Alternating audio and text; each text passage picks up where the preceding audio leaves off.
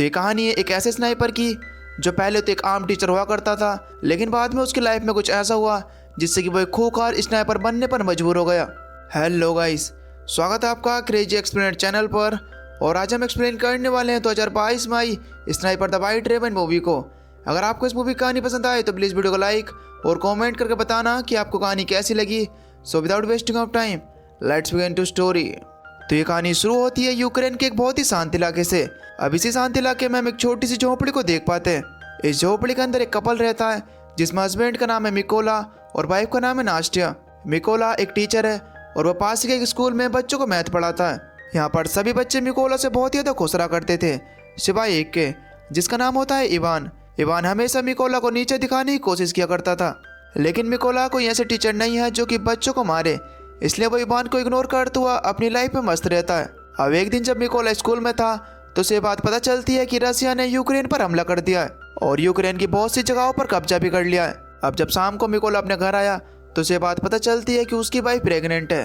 अब ये बात सुनने के बाद तो मिकोला की खुशी का ठिकाना ही नहीं रहा। उन दोनों ने मिलकर अपनी इस खुशी को सेलिब्रेट किया। अगले दिन मिकोला अपनी वाइफ को बाय कहकर अपने काम के लिए निकल गया, लेकिन तभी रास्ते में उसकी नज़र दो सैनिकों पर पड़ती है। हालांकि मिकोला ने इस चीज़ पर ज़्यादा ध्यान नहीं दिया और वो फटाफट से अपने स्कूल पहुंचा। लेकिन जब वो वहाँ पर स्कूल के अंदर पहुंचता है तो उसे पता चलता है कि स्कूल के अंदर तो कोई भी नहीं है।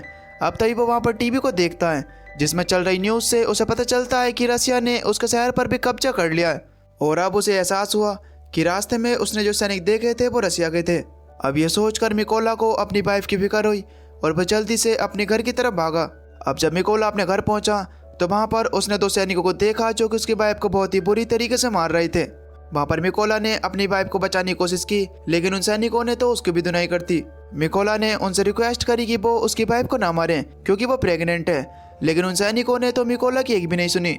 अब थोड़ी धुनाई के बाद उन्होंने मिकोला के घर की तलाशी ली और इसके बाद उस घर को चलाकर वहां से जाने लगे। अब अपने प्यारे घर को जलते हुए देखकर वहां पर नात्सिया को बहुत ही बुरा लगा। अब वो गुस्से में एक पत्थर को उठाकर उन सैनिकों को मारने के लिए जाने लगी, लेकिन तभी वो सैनिक उसके ऊपर गोली चला देते हैं और नात्सिया की वहीं पर मौत हो गई। अब अपनी पत्नी को मरा हुआ देखकर वहां पर मिकोला पूरी तरीके से टूट गया और वहां पर फूट फूट कर रोने लगा। अब इसी तरीके से वहां पर 2 घंटे बीत गए और 2 यूक्रेनी सैनिक उसके पास आए। उन्होंने उसकी नात्सिया को दफनाने में मदद करी। नात्सिया की मौत के बाद मिकोला की जिंदगी पूरी तरीके से बिगड़ चुकी थी। अब ना तो उसके पास रहने के लिए कोई घर था और ना ही उसके साथ जीने के लिए कोई फैमिली। अब निकोला बदले की आग में जूझ रहा था और उसने फैसला किया कि वो किसी भी तरीके से उन सैनिकों को मारेगा जिन्होंने उसकी वाइफ को मारा है। और बस उसने यही सोचकर यूक्रेन की सेना में शामिल होने का फैसला किया। इसके बाद ये दोनों सैनिक मिकोला को अपने साथ लेकर अपने बेस पर पहुंचे। वहां पर जब सीनियर्स ने मिकोला को देखा तो वो नाराज हो गए और उन्होंने उसे फौज में भर्ती करने से मना कर दिया क्योंकि उन्हें इस बात का डर था कि कहीं मिकोला कोई जासूस तो नहीं है। यहाँ पर मिकोला ने आकर उन्हें पूरी बात बताई और उन्हें ये यकीन दिलाया कि वो किसी भी तरीके से रशियन सोल्जर्स को मारकर अपने देश को आज़ाद कराना चाहता है। अब यहाँ पर थोड़ा सोचकर कर्नल ने उसे एक मौका देने का फैसला किया और इसके बाद अगले दिन से ही उसकी ट्रेनिंग शुरू हो गई। अब क्योंकि मिकोला एक सीधा साधा सा आम इंसान था, इसकी वजह से उसे ट्रेनिंग लेने में काफ़ी ज़्यादा दिक्कत हो रही थी। यहाँ पर एक साथी ऑफिसर ने मिकोला की मदद की और उसे गन को असेंबल और डीअसेंबल करना सिखाया। यहाँ पर कैंप में मौजूद सभी लोगों को ये लग रहा था कि मिकोला कभी भी एक अच्छा सैनिक नहीं बन पाएगा, लेकिन उसने भी कभी हार नहीं मानी और वो लगातार अपनी ट्रेनिंग को करता रहा। एक रात मिकोला अपने साथियों से कहता है कि वो उसे उसके नाम से ना बुलाएं क्योंकि उसका कोड नेम रेवन है। अब ये सुनने के बाद वो सभी लोग वहाँ पर हंसने लगे और उससे कहने लगे कि देखो, कोड नेम किसी को भी इतनी आसानी से नहीं मिलता और अभी तुमने उखाड़ा ही किया है। और हाँ, तुम ये बात याद रखना कि कोड नेम दिया नहीं जाता बल्कि उसे कमाना पड़ता है। यहाँ पर इस बात से मिकोला को कोई भी फर्क नहीं पड़ा और वो लगातार अपनी ट्रेनिंग को करता गया। अब एक दिन इनका एक सीनियर आकर इन सबको बताता है कि देखो, हमारी टुकड़ी में स्नाइपर की संख्या बहुत ज़्यादा कम है और हमें रशियंस को हराने के लिए इस संख्या को बढ़ाना पड़ेगा। यहाँ पर वो सीनियर इन सभी लोगों से पूछता है कि तुम में से आखिर कितने लोग स्नाइपर बनना चाहते हैं। अब ये सुनने के बाद कुछ लोग आगे आते हैं और इन लोगों में मिकोला भी होता है क्योंकि मिकोला भी एक स्नाइपर बनना चाहता था। अब मिकोला को वहाँ पर खड़ा हुआ देखकर वो सीनियर मिकोला से कहता है कि देखो, तुम अभी स्नाइपर नहीं बन सकते क्योंकि तुम्हें अभी तक कोई भी गन को असेंबल या फिर डीअसेंबल करना नहीं आता है। जिस पर मिकोला उनसे कहता है कि मुझे अपने आप को साबित करने के लिए सिर्फ एक मौका चाहिए और मुझे ये काम करने में सिर्फ 20 सेकंड लगेंगे। अब ये सुनने के बाद मिकोला का सीनियर टेबल पर एक गन रखता है और मिकोला को आगे आने के लिए कहता है। अब वहाँ पर खुद को साबित करने के लिए मिकोला अपने आंखों पर पट्टी बांध देता है और फटाफट गन को दोबारा से असेंबल करने के लिए लग जाता है। और इस काम को करने के लिए सिर्फ उसे 18 सेकंड लगते हैं। मिकोला की स्फूर्ति को देखकर वहाँ पर सभी लोग मिकोला से बहुत ज़्यादा इम्प्रेस होते हैं और उसके लिए ताली बजाते हैं। अब मिकोला के इसी कारनामे की वजह से उसे स्नाइपर कैंप के लिए सेलेक्ट कर लिया जाता है। अब ट्रेनिंग के दौरान मिकोला को एक पुराने मॉडल की गन दी जाती है, जबकि बाकी लोगों को मॉडर्न हथियार दिए जाते हैं। अभी देखकर मिकोला भी एक दूसरी गन की डिमांड करता है, जिस पर वो सीनियर्स उससे कहते हैं कि देखो, अगर तुम्हें दूसरी गन चाहिए तो तुम्हें अपने आप को साबित करना होगा। अब क्योंकि मिकोला के पास दूसरा कोई ऑप्शन नहीं था, इसकी वजह से उसे जो भी मिला वो उसे लेकर निकल गया। ट्रेनिंग के दौरान सीनियर उन्हें बताता है कि देखो, एक स्नाइपर के लिए सबसे बड़ी बात यह होती है कि चाहे उसके सामने कितनी बड़ी मुसीबत क्यों ना आ जाए, लेकिन एक स्नाइपर कभी भी अपनी जगह पर से एक भी इंच नहीं हिलता और वह अपने टारगेट पर निशाना बनाए रखता है। अब इस चीज़ की प्रैक्टिस के लिए सीनियर सभी के पास गोली चलाता है। अब जो भी स्नाइपर अपनी जगह पर से हिलता है तो उसे इस ट्रेनिंग से रिजेक्ट कर दिया जाता है। लेकिन अब जब वहाँ पर मिकोला की बारी आती है तो वह अपनी जगह पर से एक भी इंच नहीं हिलता और अपने टारगेट पर निशाना बनाए रखता है। अब अगली ट्रेनिंग में स्नाइपर्स को उनका टारगेट सिर्फ एक बार दिखाया जाता है और इसके बाद उनकी आंखों को ढक दिया जाता है। अब उन्हें अपना अंदाजा लगाकर अपने टारगेट को शूट करना था।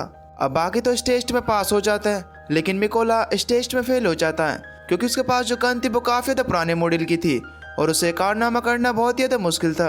अब अगली ट्रेनिंग इन स्नाइपर्स के लिए और भी ज़्यादा मुश्किल थी क्योंकि इन्हें फ्लेयर की रोशनी में अपने टारगेट को शूट करना था और वो भी रात के अंधेरे में। यहाँ पर सीनियर ने फ्लेयर छोड़ी और सभी ने अपने अपने निशाना लगाया, लेकिन कोई भी टारगेट को हिट नहीं कर सका। यहाँ पर मिकोला ने अभी तक अपनी गोली नहीं चलाई थी और वहाँ पर उसने फ्लेयर की रोशनी में अपने टारगेट का अंदाजा लगाए रखा। अब उसके बाकी साथी तो उठकर जाने के लिए तैयार हो जाते हैं, लेकिन मिकोला ने अभी तक अपना निशाना नहीं लगाया था। उन सभी को लग रहा था कि पता नहीं मिकोला को क्या हो गया है, उसने अभी तक निशाना क्यों नहीं लगाया। अब तभी मिकोला ने सही समय आने पर अपनी मैथ की नॉलेज का यूज़ कर एक परफेक्ट शॉट मारा। अब ये देखने के बाद उसका सीनियर उससे वहाँ पर बहुत ही ज़्यादा खुश हुआ और उसे उसका मनचाहा कोड नेम दे दिया। खैर, अब ऐसे ही दिन बीतते गए और मिकोला अपने पूरे जी जान से अपनी ट्रेनिंग में लगा रहा और आज फाइनली वो दिन भी आ गया जिस दिन इन सब की ट्रेनिंग का रिजल्ट आने वाला था। यहाँ पर कर्नल ने मिकोला को सल्यूट किया और उसे बताया कि उसने टेस्ट को पास कर लिया है। अब थोड़े दिनों बाद कर्नल मिकोला के पास आता है और उसे बताता है कि वो अपना बैग पैक कर ले क्योंकि उन सबको एक मिशन पर जाना है। खबर आई है कि रशियन सैनिकों ने एक चेक पोस्ट पर हमला कर दिया है। जल्द ही मिकोला की टीम अपनी लोकेशन पर पहुंच गई और अपना निशाना लगाकर बैठ गई। अब ये लोग रशियन सैनिकों को मारने वाले थे कि तभी इन्हें गाड़ी दिखी जो कि चेक पोस्ट की तरफ जा रही थी। इधर रशियन सैनिकों ने गाड़ी को रोक लिया और अंदर मौजूद लोगों को बाहर आने के लिए कहा। उन्होंने उनके पासपोर्ट को चेक किया और उनकी गाड़ी की भी तलाशी ली और अब जब वहाँ पर सब कुछ ठीक रहा तो उन सैनिकों ने उन्हें जाने की परमिशन दे दी, लेकिन उन लोगों ने उनके पासपोर्ट अपने पास रख लिए थे। जब उन लोगों ने इस चीज़ का विरोध किया तो उन सैनिकों ने उन्हें बहुत ही ज़्यादा मारा। अब ये सब चीज़ें देखने के बाद कर्नल ने अपने सैनिकों को गोली चलाने का ऑर्डर दिया और देखते ही देखते वहाँ पर सभी रशियन सैनिक मारे गए और इस तरीके से इनका पहला मिशन जो होता है वो सक्सेसफुल रहता है। अब मिशन के बाद जब ये सब लोग अपने बेस पर पहुंचे तो वहाँ पर मिकोला ने देखा कि उसके कुछ जरूरी साथी बेस पर नहीं है। उसे वहाँ पर बताया गया कि उसके बाकी साथियों को एक दूसरे मिशन पर भेजा गया है। अगले दिन मिकोला को एक खबर लगी कि उस मिशन के दौरान उसके कई साथी मारे गए और उन सभी लोगों को एक रशियन स्नाइपर ने मारा है जिसका नाम सहरी है और सहरी रशिया का सबसे घातक स्नाइपर है। अब ऐसे ही कई दिन बीतते गए और मिकोला अपने साथियों के साथ मिलकर दूसरे मिशन पर निकल गया। लोकेशन पर पहुंचकर इन सभी लोगों ने चारों तरफ माइंस बिछा दी और अपनी लोकेशन पर जाकर बैठ गए। अब थोड़ी देर बाद वहाँ पर रशियन सैनिक पहुंच गए और इन सैनिकों के साथ इबान भी था। इबान वही लड़का था जो कि स्कूल में मिकोला को परेशान किया करता था और अब उसने रशियन आर्मी ज्वाइन कर ली। अब जैसे ही उन लोगों के पैर लैंड माइंस पर पड़े तो वहाँ पर एक जोरदार धमाका हुआ। अब इस धमाके से वहाँ पर सभी रशियन सैनिक मारे गए। यहाँ पर कर्नल ने मिकोला को समझाया कि उसे ईमान की डेथ का बिल्कुल भी अफसोस नहीं होना चाहिए क्योंकि रशियन आर्मी को ज्वाइन करना इबान का अपना फैसला था और शायद इसी तरीके से मरना उसकी डेस्टिनी थी। अब मिशन पूरा करने के बाद ये सभी लोग अपने बेस कैंप पर पहुँचते हैं। अपने बेस कैंप पर पहुँचने के बाद कर्नल ने मिकोला को अपनी फैमिली फ़ोटो दिखाई और उसे बताया कि मेरी फैमिली में 3 लोग हैं जिसमें मेरी दोनों बेटियां इस बात को नहीं जानती कि उनका फादर एक सोल्जर है। यहाँ पर मिकोला ने कर्नल को भी अपनी स्टोरी बताई कि कितनी बेरहमी के साथ रशियन आर्मी ने उसकी वाइफ को मार डाला। इस दौरान मिकोला काफ़ी इमोशनल भी हो गया, लेकिन कर्नल ने किसी तरीके से मिकोला को समझाया। खैर, अब अगली सुबह ये सभी लोग अपने अगले मिशन पर निकल गए। ये मिशन काफ़ी ज़्यादा इम्पोर्टेंट था क्योंकि लोगों को ये खबर मिली थी कि रशियन सैनिकों की एक टुकड़ी इस रास्ते से गुजरने वाली है। कर्नल और मिकोला जल्दी से अपनी लोकेशन पर पहुंचे और जल्दी से अपनी पोजीशन लेकर बैठ गए। थोड़ी देर बाद इन लोगों को 2 रशियन सैनिक दिखे जो कि अपनी बाकी की टीम का इंतजार कर रहे थे। यहाँ पर मिकोला तो ये नोटिस करता है कि उन सैनिकों में से एक सैनिक वो है जिसने उसके वाइफ को गोली मारी थी। वो मिकोला के बिल्कुल निशाने पर था। यहाँ पर मिकोला ने गोली चलाने की परमिशन मांगी, लेकिन कर्नल ने उसे गोली चलाने से मना किया। अब यहाँ पर मिकोला गुस्से से लाल हो रहा था और ज़ाहिर हालत में अपनी वाइफ के कातिल को मारना था, इसीलिए उसने एक बार फिर से फायर करने की परमिशन मांगी, लेकिन कर्नल ने उसे दोबारा से मना कर दिया। लेकिन अब मिकोला के सब्र का बांध टूट गया और उसने उस सैनिक पर गोली चला दी, जिससे कि वो सैनिक वहीं पर मारा गया। लेकिन उनके लिए खतरनाक बात तो यह है कि उनका सबसे खतरनाक स्नाइपर सैरी भी वहाँ पर अपनी पोजीशन लेकर बैठा हुआ था और अब उसे भी इनकी लोकेशन के बारे में पता चल गया था। कर्नल भी ये बात जानता था कि सैरी भी इनका आसपास ही है, इसीलिए वो सैरी की तलाश करने लगा। अब इससे पहले कि वो सैरी की लोकेशन को निकाल पाता, इससे पहले ही सैरी ने उसे एक हेडशॉट दे दिया, जिससे कि मौके पर ही कर्नल की मौत हो गई। अब मिकोला को यहाँ पर ये समझ में आ गया था कि रशियंस को उनकी लोकेशन के बारे में पता चल गया है और कैसे उसकी एक गलती ने कर्नल की जान ले ली। इधर रशियन सैनिकों ने भी मिकोला के ऊपर जोरदार फायरिंग करना शुरू कर दी। अब बिगड़ते हुए हालात को देखकर मिकोला ने पीछे हटने का फैसला किया। उसने कर्नल की बॉडी उठाई और अपनी पोजीशन से पीछे आने लगा। जल्दी वो दुश्मनों के इलाके से बाहर आ गया और सीधा अपने बेस पर पहुंचा। अब यहाँ पर मिकोला को कर्नल की डेथ का काफ़ी ज़्यादा अफसोस था और वो कर्नल की डेथ का जिम्मेदार खुद को ही मान रहा था। यहाँ पर उसने कसम खाई कि वो किसी भी तरीके से सैरी को मार देगा और कर्नल की डेथ का बदला लेगा। जल्दी मिकोला को 2 रशियन स्नाइपर्स की खबर मिली और वो जल्दी से अपने मिशन पर निकल गया। वो उस लोकेशन पर पहुंचा और उसने वहां पर जल्दी एक स्नाइपर को मार गिराया, पर इस फाइट के दौरान एक गोली उसे भी लग गई। लेकिन इस दौरान उसने हार नहीं मानी और वो जैसे तैसे उनसे लड़ा और वहां पर उसने दूसरे स्नाइपर को भी मार डाला। अब क्योंकि वो काफ़ी ज़्यादा घायल था, इसकी वजह से वो एक सीक्रेट बेस पर पहुंचा। उसने वहां पर उसकी बॉडी को थोड़ा आराम दिया। इस दौरान उसके पास आर्मी के मेजर का कॉल आया और उसने मिकोला को बताया कि हमने उस स्नाइपर का पता लगा लिया है जिसने कर्नल को मारा था। इसके बाद मिकोला अपने बेस पर पहुंचा, जहां पर मेजर सभी को उस स्नाइपर के बारे में बताने लगे। मेजर उन सभी को बताते हैं कि उस स्नाइपर का नाम सैरी है और वो रशिया का सबसे बेहतरीन स्नाइपर है।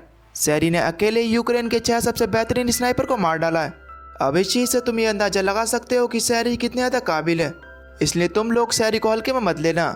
मेजर उन सबको ये भी बताते हैं कि सैरी एक ऐसा स्नाइपर है जो कि कभी भी अपनी पोजीशन को चेंज नहीं करता और एक खास लोकेशन पर बैठकर अपने दुश्मनों को मारता है। अब ये सभी लोग मिलकर ये प्लान बनाते हैं कि ये सभी लोग सैरी की लोकेशन पर 2 टीम बनकर जाएंगे। प्लान के मुताबिक इनकी पहली टीम रशियन सैनिकों का सामने से मुकाबला करेगी।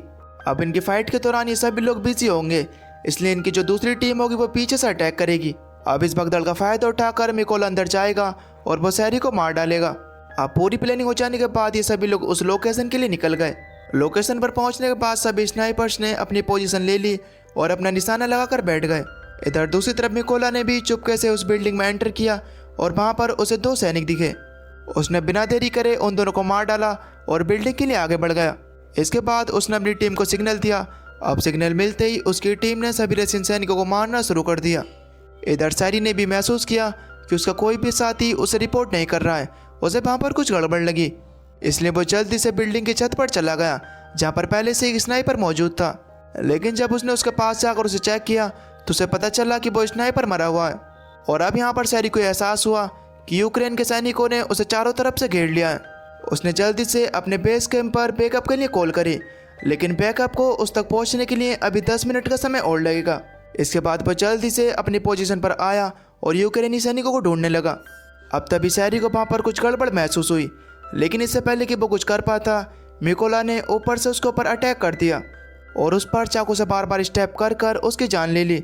अब इस हाथापाई के दौरान दूसरे स्नाइपर को भी इनकी फाइट की भनक पड़ गई, लेकिन इससे पहले कि वो वहाँ पर कुछ कर पाता, मिकोला ने उसके पास ग्रेनेड फेंक कर उसे ब्लास्ट कर दिया और इस तरीके से वो दूसरा स्नाइपर भी मारा गया।